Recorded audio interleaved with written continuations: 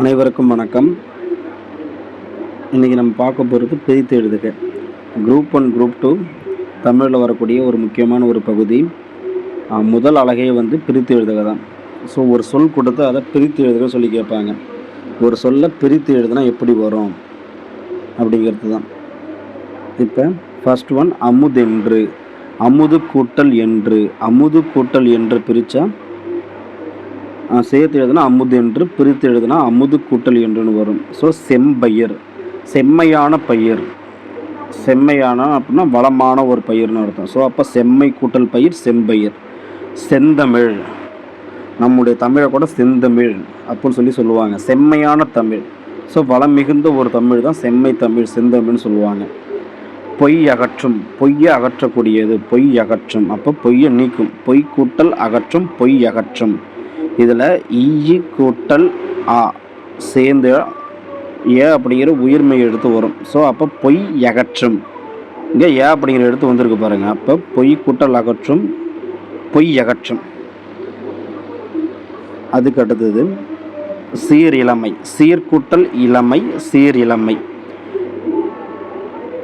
இங்கே இரு கூட்டல் ஈ, இரு கூட்டல் ஈ, இரு கூட்டல் ஈ ரி. ஸோ அப்போ எழுதும்போது சீர் இளமை அப்படின்னு வரும். நம்ம இதை வச்சு கூட நம்ம எழுதியிருக்க ஆன்சர் கரெக்டாக அப்படிங்கிறத செக் பண்ணிக்கலாம். அதுக்கு அடுத்தது பார்த்தோன்னே என்ன பண்ணுவாங்க, வெண் கூட்டல் குடை, வெண் கூட்டல் குடை, வெண்குடை. அப்படி இருக்கிறத அப்படியே சேர்த்து எழுதுனா அதுக்கு பேர் இயல்பு புணர்ச்சின்னு சொல்லுவாங்க. இயல்பு புணர்ச்சி, இயல்பாக வரக்கூடியது. இப்போ வெண் கூட்டல் குடை, வெண்குடை அப்படின்னு நம்ம எழுதிருக்கோம். அப்போ தப்பாகிடும். அது வெண்குடை அப்படின்னா வெண்மை கூட்டல் குடை தான் வெண்குடை. ஆப்ஷன்லேயும் வெண் கூட்டல் குடைன்னு சொல்லி கொடுத்துருப்பாங்க கன்ஃபியூஸ் பண்ணுறதுக்காக. அப்போ நம்ம இன்னும் இருந்தது அப்படின்னா பக்கத்தில் மை வந்துடணும். ஸோ அதை நீங்கள் ஜென்ரலாக வச்சுக்கோங்க. வெண்மை அப்படின்னு வந்துடணும். அதே மாதிரி இந்து வந்தால் கூட செம்மைன்னு வந்துடும். செந்தமிழ், செம்மையான தமிழ். அப்போ இன்னுக்கு அப்புறமும் மை வரணும், இந்து வந்தாலும் மை வரணும். ஞாபகம் வச்சுக்கோங்க. வெண்மை கூட்டல் குடை, வெண்குடை. பொற்கோட்டு, பொன்கோட்டு, பொற்கோட்டு, பொன்கோட்டு. ரகரம் நகரமாக மாறிடும். லைக் எக்ஸாம்பிள் பொற்குடம், பிரித்து எழுதுக. பொற்குடம்.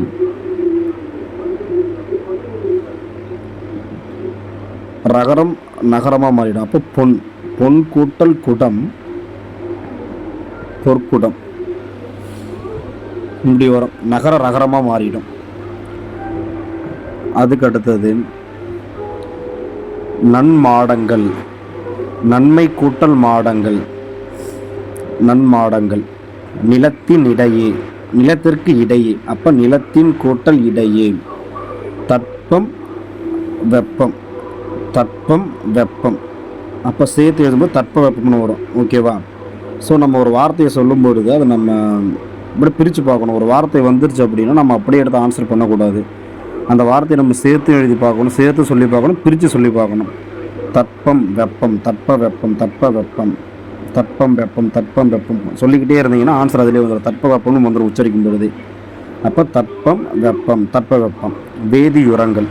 வேதி கூட்டல் உரங்கள், வேதியுரங்கள். கெமிக்கலை சொல்லக்கூடியது. கண்டறி, கண்டு கூட்டல் அறி. ஒன்று நம்ம பார்த்து அதுக்கப்புறம் அறிஞ்சிக்கிறது. கண்டறி. ஓய்வற, ஓய்வு கூட்டல் அற, ஓய்வற, ஓய்வு கூட்டல் அற. ஆழ்கடல், ஆழம் கூட்டல் கடல். எடுத்த உடனே ஆழ் கூட்டல் கடல், ஆழ் கூட்டல் கடல் இருந்ததுன்னா அதை நம்ம அடிச்சிடக்கூடாது, தப்பாக போயிடும். ஆழம் கூட்டல் கடல், ஆழ்கடல். விண்வெளி, விண் கூட்டல் வெளி, விண்வெளி. நின்றிருந்த, நின்று கூட்டல் இருந்த, நின்றிருந்த. அவ்வுருவம், ஆ உருவம். பிரித்து எழுதும்போது ஆ கூட்டல் உருவம். இதுவே சேர்த்து எழுதும்போது அவ்வுருவம். அங்கே இவ்வு வந்துடணும். இடம் எல்லாம், இடம் கூட்டல் எல்லாம். இங்கேயும் பார்த்திங்கன்னா இம்மு ஏ.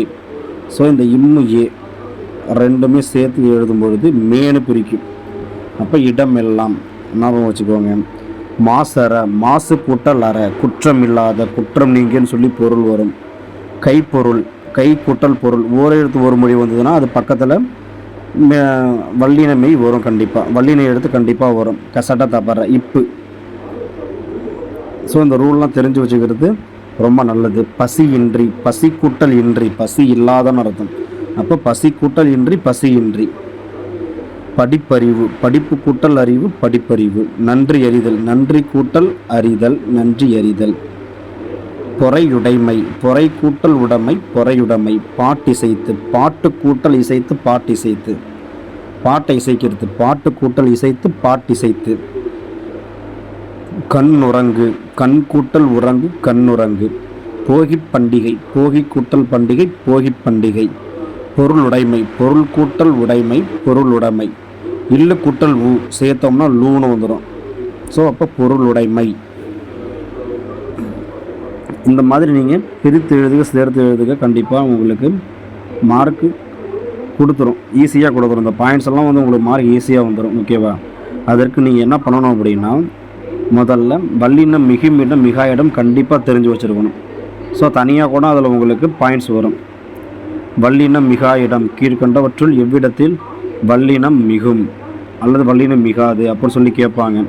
ஸோ அந்த மாதிரி கேட்கும்பொழுது நம்ம அந்த ரூல்லாம் இருக்கும். அதில் வல்லினம் மிகுமிடம் எங்கெங்கெல்லாம் வல்லினம் மிகும், ஒற்றை எழுத்து மிகும். ஒற்றை எழுத்து மீன் புள்ளி வச்ச எழுத்து எங்கெங்கெல்லாம் வரும், புள்ளி வச்ச எழுத்து எங்கெங்கெல்லாம் வராது. ஸோ அதுதான் வல்லினம் மிகுமிடம் மிகாயிடம்னு சொல்லுவாங்க. இன்னொன்று ஒற்று மிகுமிடம் மிகாயிடம். ஸோ எல்லாமே ஒன்று தான்.